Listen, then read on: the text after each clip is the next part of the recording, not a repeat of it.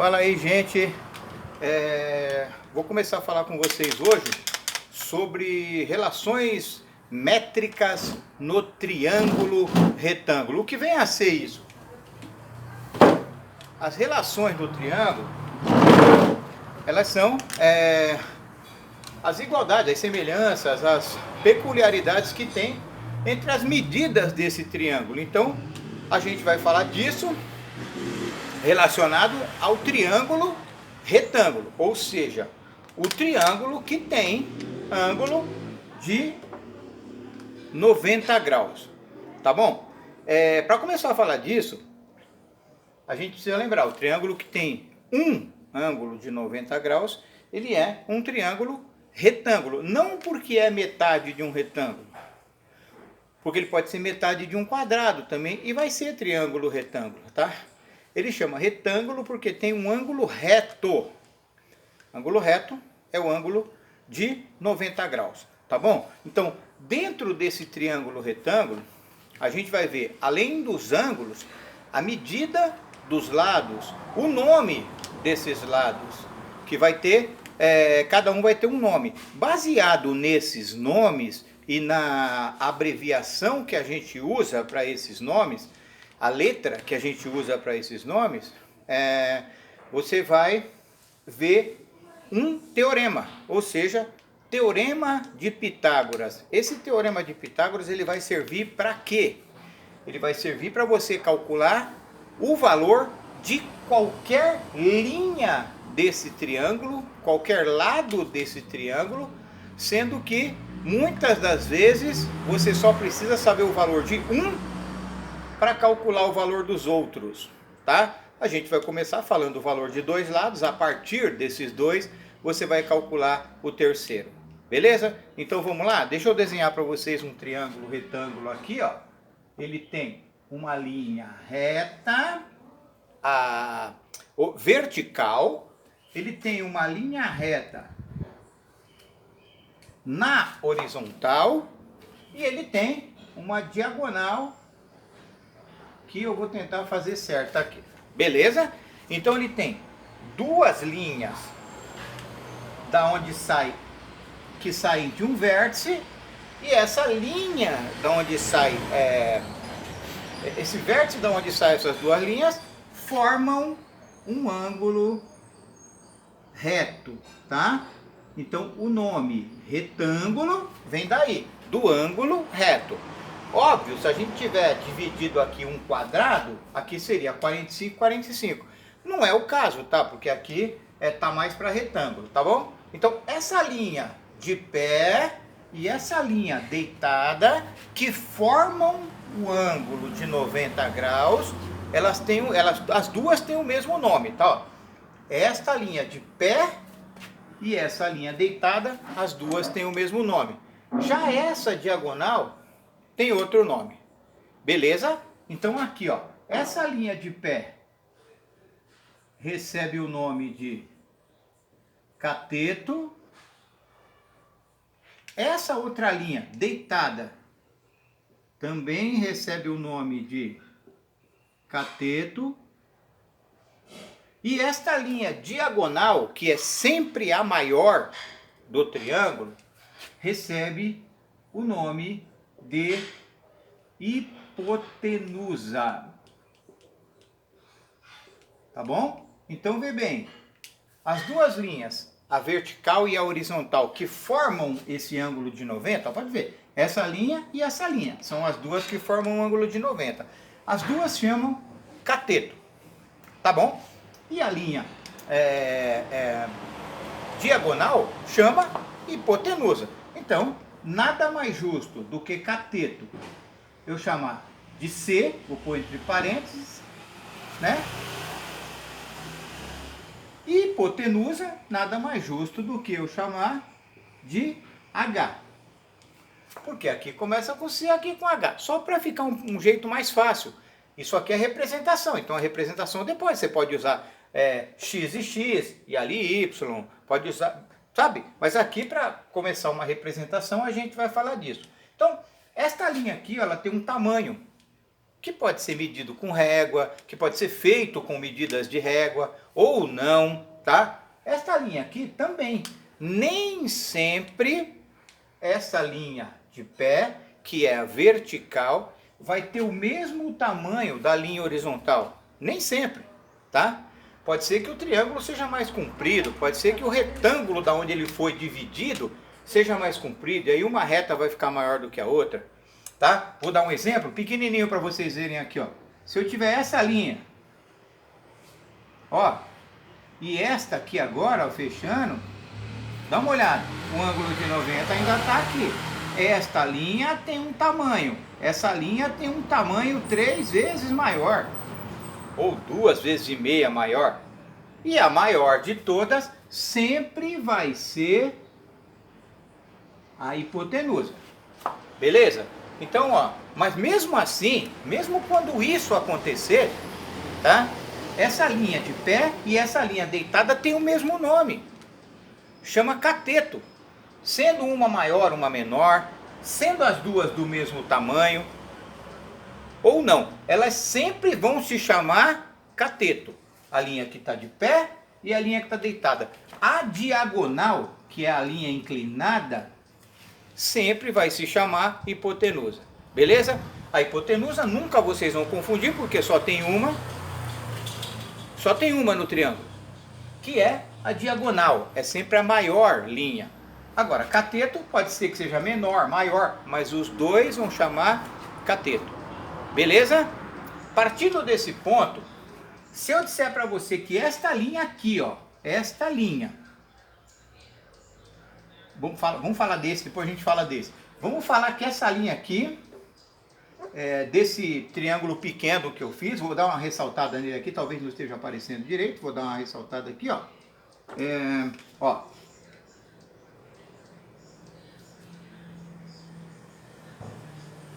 Pronto, vamos dar uma ressaltada na diagonal também. Porque a diagonal é a hipotenusa, né? A hipotenusa precisa também. Beleza? Então, isso aqui é cateto, isso aqui é cateto. E isso aqui é hipotenusa. Tá claro? Vamos imaginar que este lado aqui vale 3 centímetros. E este lado aqui vale, eu ia fazer um C aqui, vale 4 centímetros. Este lado de pé vale 3 e este lado vale 4. Eu vou falar desse 3 e 4 para você já explicar que nem sempre é uma sequência. E aí eu quero que você me fale, qual o tamanho dessa linha aqui? Você vai medir com a régua? Não, é lógico que não. A gente não está na fase de medir isso com a régua. A gente vai calcular o valor dessa diagonal. Como? Usando um recurso matemático que chama Teorema de Pitágoras. Esse teorema aqui você vai usar quando você quiser calcular, por exemplo, a altura de um prédio sem ter que subir nele. Quando você quiser calcular a distância de um determinado lugar até outro, sem ir até lá para medir. Ou seja, se você conhecer começando com duas, se você conhece 2 medidas, você já consegue a terceira só fazendo o cálculo, sem ter que fazer a medida. Tá bom? Um pouquinho mais para frente a gente vai falar, por isso que eu quero que vocês guardem esses nomes, ó, cateto, cateto, hipotenusa. Porque um pouquinho mais para frente, essas relações vão entrar numa segunda fase, que a gente fala de seno, cosseno, tangente, utilizando o quê? Catetos e hipotenusa. Tá bom? Então, esses nomes vocês precisam ter em mente. As linhas que formam o ângulo de 90 são catetos, ou seja, a vertical que está de pé e a horizontal que está deitada, as duas são catetos. E a linha diagonal, hipotenusa. Com isso, se eu tiver um cateto que mede 3 e um cateto que mede 4, eu consigo calcular o valor da hipotenusa. Como você consegue? Me pergunta e eu mesmo te respondo. você vai usar o Teorema de Pitágoras, que diz o seguinte, ó. A hipotenusa ao quadrado é igual 1 cateto ao quadrado mais o outro cateto ao quadrado. Ah, qual cateto é aqui, qual que é aqui? Não interessa, tanto faz o que você quer usar. Beleza? Então aqui, neste caso, veja bem, eu vou usar h ao quadrado, por quê? Porque h é o que eu quero saber, é o único valor que eu não tenho. Só que esse h não está ao quadrado, hein? Presta atenção. Aqui é hipotenusa também, só que a hipotenusa está ao quadrado, aqui não. Em determinado momento esse quadrado aqui vai desaparecer daí. Eu vou apagar ele? Não. Eu vou converter ele quando eu mudar ele de lado, tá bom? Um cateto mede 3, não mede? Ó? Esse mede 3. 3, como está elevado ao quadrado, mais o outro cateto, que mede 4, como está elevado ao quadrado, você coloca ao quadrado. Até aí tudo bem? E aí a gente vem para cá, ó. Continua com a hipotenusa ao quadrado, porque ainda não dá para fazer nada com ela, né? Não podemos fazer nada. Aqui, 3 ao quadrado é 9, 4 ao quadrado é 16, então eu vou dizer que h ao quadrado é igual a 9 mais 16, que é 25. Eu não quero saber o valor do h ao quadrado. O que eu quero saber é o h. Então o que eu vou fazer? Deixar o h sozinho. E esse quadrado vai mudar de lado. Se ele não pode ficar desse lado, ele vai ficar do outro. Porém, o quadrado é potência. E potência, quando muda de lado, ela vira raiz. Se aqui é 25, raiz de 25. Portanto, só para fechar, h é igual a raiz de 25. Qual que é a raiz de 25? 5. Ou seja, a hipotenusa mede 5. Beleza? Ah, por que eu quis fazer justamente esse? Porque deu uma sequência. Deu uma sequência de 3, 4, 5. E isso vai acontecer raríssimas vezes. Raríssimas. Se aqui for 4 e aqui 5, pode apostar que aqui não vai ser 6. Se aqui for 7, 8, aqui não é 9. Se aqui for 10, 11, aqui não é 12. Tá? Então, raríssimas vezes, raríssimas, vai acontecer de ser sequencial, que nem esse, 3, 4, 5. Tá bom? Raríssimas vezes vão acontecer isso. Tá? Então, não acostuma com isso. É que aqui, o cálculo correto, utilizando o Teorema de Pitágoras, é que te deu, porque aqui já valia 3, aqui valia 4, esse valor é 5 baseado em cálculo. Então coloca na cabeça, não é sequência, não é sequencial, beleza? Não sendo sequencial, não acontece isso aqui muito comumente, isso aqui é muito raríssimo de acontecer uma sequência limpa dessa. Pode acontecer 11, 12 e aqui um 18, 19, mas 2 números em sequência, 3 números em sequência, vai ser muito difícil a gente achar novamente. Tá ok? Então,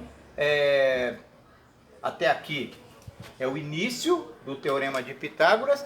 Você precisa, para fazer o teorema, conhecer o nome do triângulo, o nome das partes do triângulo retângulo. O Teorema de Pitágoras é aplicado no triângulo retângulo. Ah, eu tenho um triângulo equilátero, então o que eu vou fazer? Ora, eu não vou fazer nada, eu não vou usar o Teorema de Pitágoras no triângulo equilátero. O triângulo equilátero é aquele que tem 3 lados iguais. Se eu traçar uma reta no meio, eu vou ter 2 triângulos retângulos. Ó, esse aqui, um ângulo retângulo aqui, ó, e outro. Eu posso calcular o valor de um e fazer o dobro, porque os dois ficam igual. Agora, eu não vou usar essa fórmula para usar com triângulo equilátero, com do isósceles. Não, eu vou usar no triângulo retângulo. Beleza? Outros triângulos, traçando retas e tudo mais, eu consigo transformar em triângulo retângulo? Muito provavelmente. Tá bom? Então, Teorema de Pitágoras eu uso em qualquer triângulo? Não. Só no triângulo retângulo. E o que é um triângulo retângulo? Triângulo que tem ângulo de 90 graus. Tá Tá ok? Então, se eu tenho isso, eu tenho o valor de dois lados, eu calculo o valor do terceiro. Beleza? Neste caso, 3. Eu vou dar um pause aqui no vídeo e vou fazer um outro triângulo com outros valores. A gente vai fazer junto e aí eu vou passar para vocês esse esquema da sequência. Ó. Toda vez que aqui for 3, 4, aqui é 5, mas pelo cálculo que deu 5. Agora, se aqui for 5, 6, aqui não vai ser 7. Tá bom? Então, não é sequencial. Depende do valor do cálculo. Beleza? Vou dar um pause aqui para apagar essa lousa e vou fazer para vocês mais um ou dois exercícios relacionados a isso. Beleza? Então, gente, aqui ó, eu estou fazendo um triângulo numa outra posição, mas também é um triângulo retângulo. Ó, essa reta com essa, ó, está formando esse ângulo de 90 graus aqui, tá bom? Então vamos imaginar que aqui vale 6, aqui vale, vamos colocar 7, só para você ver. Aqui não é 8, tá? Então quem são os catetos aqui? Cateto é o 6 e cateto é o 7. Então a fórmula é a hipotenusa ao quadrado é igual cateto ao quadrado mais cateto ao quadrado. Essa é a fórmula original. Então, você não tem valor na hipotenusa. E esse é o valor que você quer encontrar. Então, você vai fazer um cateto, que é 6, mais o outro cateto, que é 7. Porém, esse está ao quadrado e esse também está ao quadrado. Beleza? Então, aqui você vem que a hipotenusa ao quadrado é igual 6 ao quadrado, 36, que é 6 vezes 6, mais 7 ao quadrado, que é 49, né? 7 vezes 7. Tá bom? Então, a hipotenusa ao quadrado é igual. Aqui vamos fazer 9 mais 6 dá 15 e sobe 1. 4 mais 3 dá 7, com mais 1, 8. Então, a gente tem aqui 85. A hipotenusa que eu quero saber não é a hipotenusa ao quadrado, é sem o quadrado, tá bom? Então a hipotenusa sozinha, esse quadrado, ele muda de lado. Então como é que ele muda de lado? Ele muda de lado como raiz. Raiz de quem? Do número que já estava lá. O 85, ele não tem uma raiz exata, né? Se fosse 81, a gente sabe, daria 9. 9 vezes 9 é 81. O 85 não tem uma raiz exata. Então, a raiz dele é aproximada. Como você escreve aproximadamente em matemática? Você põe o sinal de igual e põe um tio em cima. É aproximadamente 9,2. Essa hipotenusa mede aproximadamente 9,2. Só para fechar aqui para vocês, vocês já viram que não é sequencial, tá? Como eu falei anteriormente, a sequência dos números, 3 números em sequência, pouquíssimas vezes você vai encontrar. Encontrou no 3, 4 e aqui é 5, porque o cálculo deu 5. Mas aqui, por exemplo, é 6, 7. Aqui já não dá 8. Aqui dá 9,2 aproximado. Beleza? É isso aí. Vamos fazer os exercícios para ver o que a gente consegue fazer lá. Beleza?